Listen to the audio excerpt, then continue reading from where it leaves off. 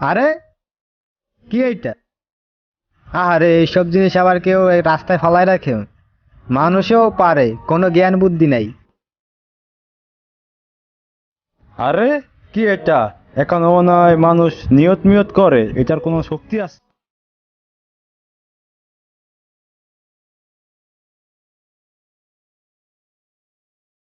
আরে এখানে এত টাকা কেন?